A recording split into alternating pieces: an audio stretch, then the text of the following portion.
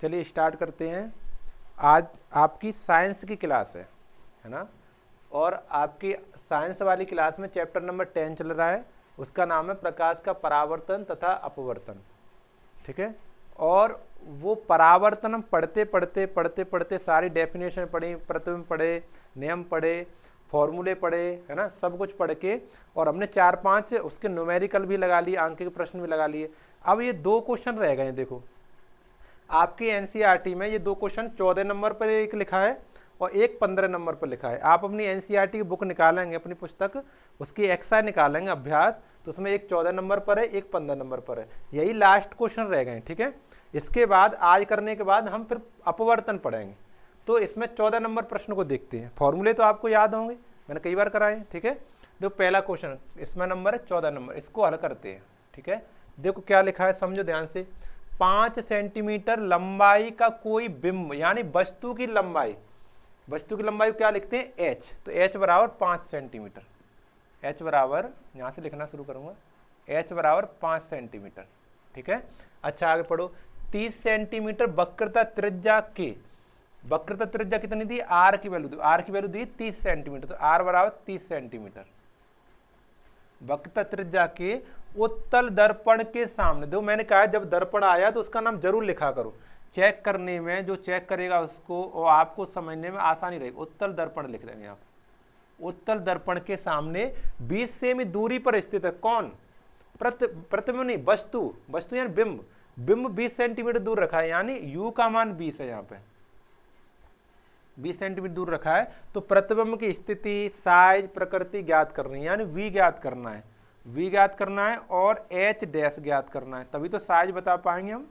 ये 2 हमें ज्ञात करने हैं। ठीक है, अच्छा देखो उत्तल दर्पण है तो वस्तु की दूरी तो ऋण की होती है, ऋण की ले लो, चलो बहुत बढ़िया। देखो r दिया है तो हम f ज्ञात कर सकते हैं पहले, तो f बराबर r/2 होता है। फॉर्मूला क्या होता है, f बराबर r/2। तो r की वैल्यू कितनी है, 30, 30 में 2 से भाग करें तो f का मान कितना आ जाएगा, 15 सेंटीमीटर। ये 15 सेंटीमीटर आ गए। ठीक है, अब हम चिन्ह लगाएंगे। u का मान हमने चिन्ह ऋण लगा लिया, f का धन का ही होता है, सही है, और सब चिन्ह सही है।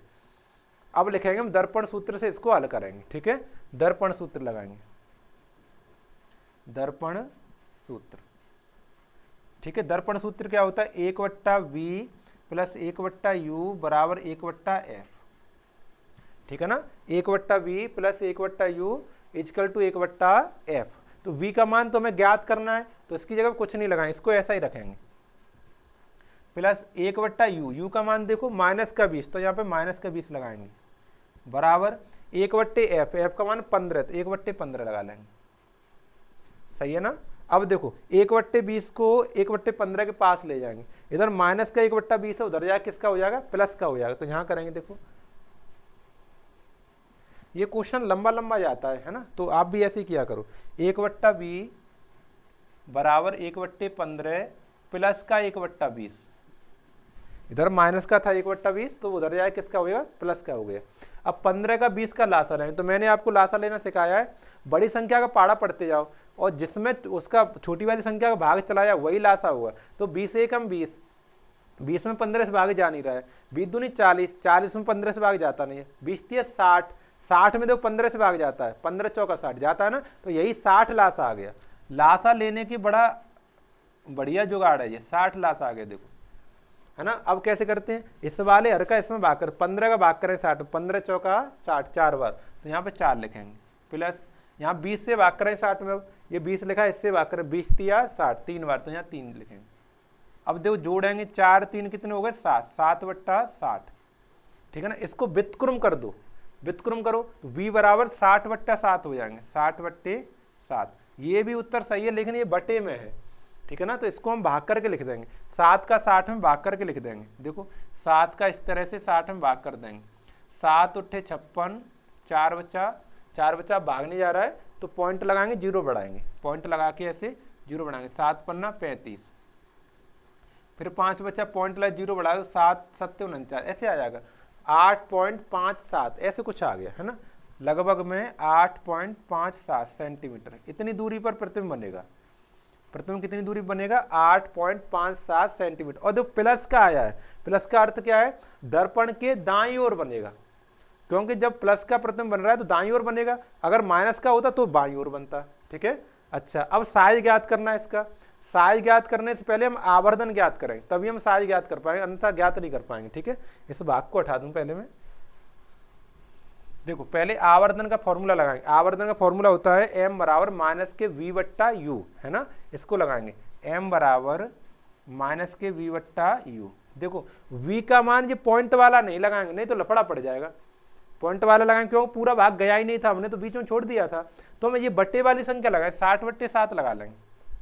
और u का मान तो अपना सही है 20, इसको लगा लेंगे। ठीक है, देखो लगाएंगे m बराबर माइनस ये है यहाँ पर 60/7 और गुणा यहाँ पर u का मान लगा लें माइनस का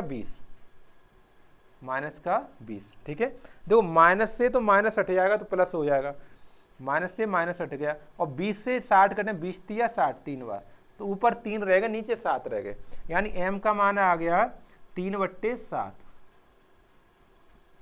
ये तो आ गया m का मान। अब हमें ज्ञात करनी h डैश। तो m का फॉर्मूला एक और होता है, ये फॉर्मूला तो होता है आवर्धन का माइनस v बट्टा u, एक और मैंने लिखा था m बराबर h डैश बट्टा h, यानी प्रतिबिंब की ऊंचाई बट्टे वस्तु की ऊंचाई, है ना। द्वारा लगाएंगे पुनः m का ही फॉर्मूला फिर लगाएंगे, फॉर्मूला क्या, m बराबर h डैश बट्टा h। ठीक है, तो m का मान हमारा आ गया 3/7, तो यहाँ पे m का मान लगा लें 3/7 बराबर h डैश हमें ज्ञात करना है, तो h डैश ही लिखा रहने देंगे, बट्टे h का मान यहाँ से देख के लगा लें, कहाँ दिया है भाई हमें, h का मान देखो 5 ये रहा, है ना, तो h का मान यहाँ पर कितना लगा लेंगे 5, इस तरह से 5 लगा लिए। ठीक है, अब इसमें क्रॉस मल्टीप्लाई कर लेंगे ऐसे, तो h का 7 में करें तो 7h डैश हो जाएगा, 5 या 15 हो जाएंगे। ठीक है, 7 का h डैश में करें 7h डैश हो जाएगा, 3 का 5 में 5 15, 7 का गुणा हो रहा है उधर बाद कर देंगे। ठीक है, तो h डैश बराबर 15/7, ये h डैश की वैल्यू आ जाएगी, यानी हम कह पाएंगे दर्पण क्या कहते हैं, प्रतिबिंब दर्पण के दाईं ओर 8.57 दूरी पर तथा कितना गुना बनेगा, 15/7 गुना बनेगा, है ना, हाँ 15/7 की आकृति का बनेगा, है ना। देखो अतः दर्पण नहीं प्रतिबिंब, अतः प्रतिबिंब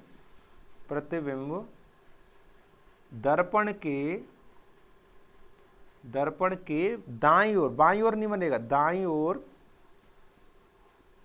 8.57 सेंटीमीटर दूरी पर बनेगा, दूरी पर वस्तु से छोटा बनेगा,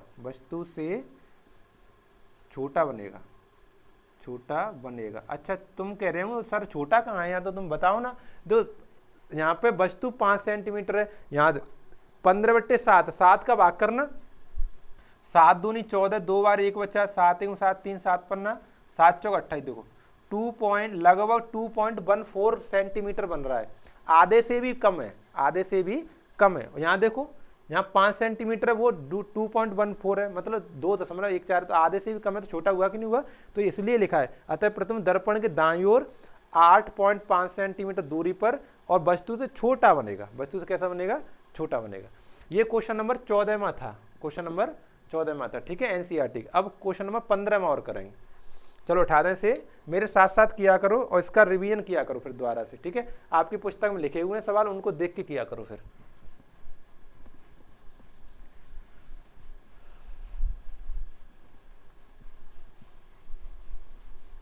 चलो देखो क्वेश्चन नंबर 15 में,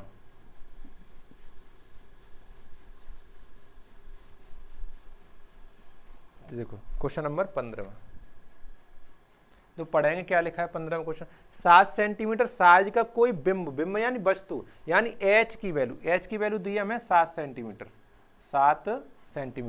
18 सेंटीमीटर फोकस दूरी यानी f का मान 18 सेंटीमीटर फोकस दूरी। ठीक है, कि किसी अवतल दर्पण, कौन सा दर्पण आ गया, अवतल, तो यहाँ पर लिखेंगे ऊपर अवतल दर्पण, क्योंकि हमें पता फिर भी रहेगा कि अवतल दर्पण, उसी के तो चिन्ह लगाएंगे फिर हम। अवतल दर्पण के सामने 27 सेंटीमीटर दूरी पर रखा है, कौन, बिंब यानी u का मान होगा 27 सेंटीमीटर दूरी पर रखा गया, तो पर्दे को कितनी दूरी पर रखेंगे, प्राप्त हो जाए प्रतिबिंब। ठीक है ना, उसका साई प्रकृति ज्ञात करनी, यानी v भी ज्ञात करना, v और एच डैश ज्ञात करना है। आवर्धन तो ज्ञात करना ही होता है, तभी एच डैश आता है ना।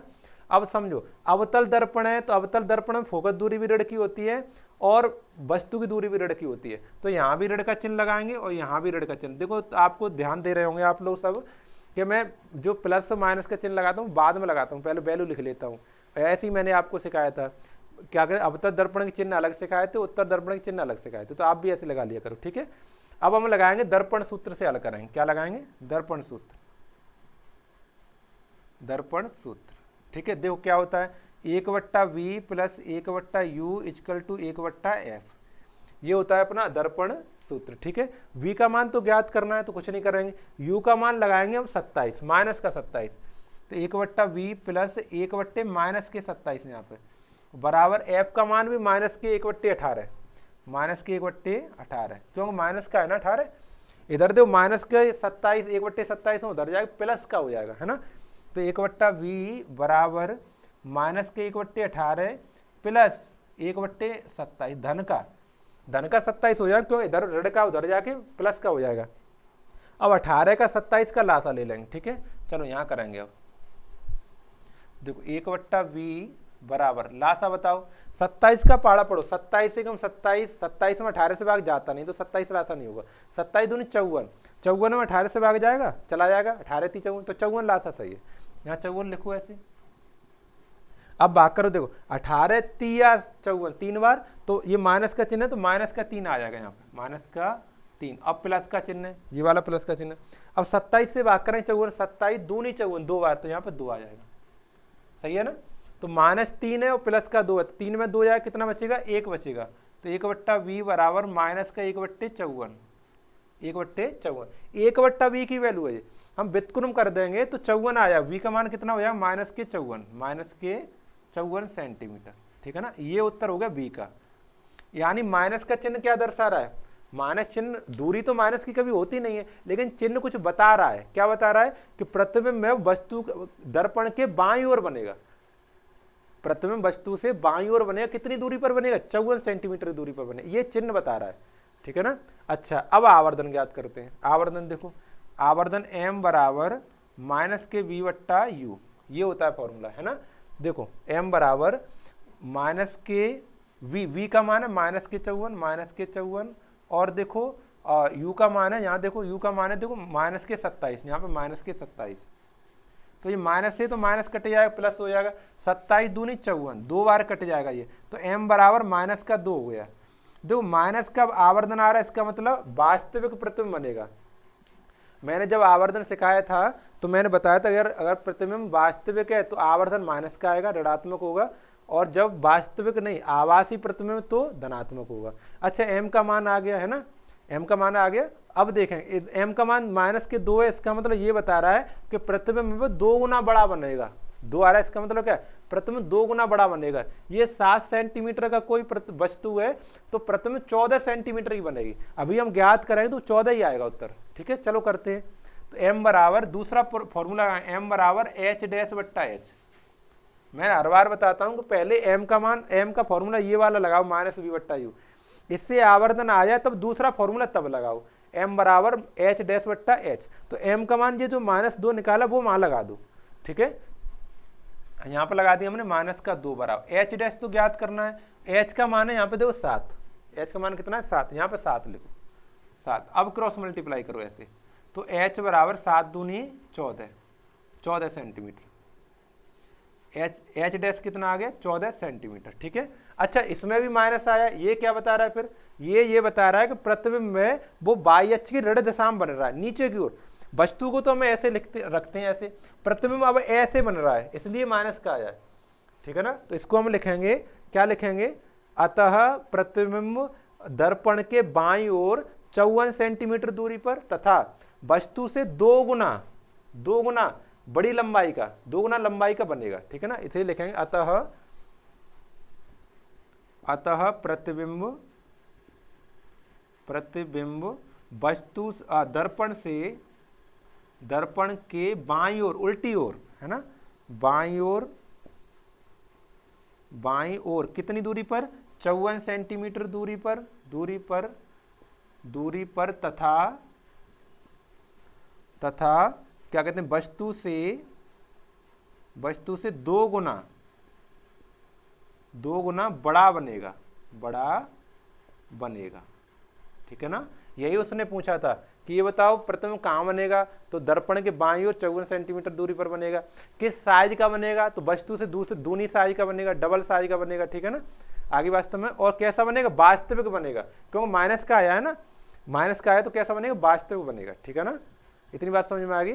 तो यहाँ तक हमने देखा इसमें कि परावर्तन हमने पूरा पढ़ लिया है। अपने जो 10th क्लास में जितना सिलेबस है वो एक एक लाइन मैंने आपको पढ़ा दी। परावर्तन इसमें केवल एक पार्ट खत्म हुआ है, परावर्तन, बस।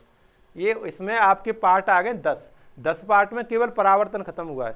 अगले नेक्स्ट जब हमारा वीडियो आएगा उसमें हम अपवर्तन पढ़ना शुरू करेंगे। ठीक है ना, तो आप भी अपना मन बना लें कि अब अपवर्तन पढ़ेंगे। ठीक है ना, आगे यहाँ तक आप रिवीजन कर लें अच्छे से, और कोई समस्या हो तो बताना, और अगर आपको ऐसे न्यूमेरिकल करना हो तो कल तक मुझे कमेंट में बताना, और ऐसे न्यूमेरिकल करने हैं तो अगर आप मुझसे कहते हैं तो और करा दूंगा मैं। ठीक है, और नहीं तो मैं कौन सा क्या शुरू करूंगा, अब अगला पार्ट शुरू करूंगा इसका, अपवर्तन।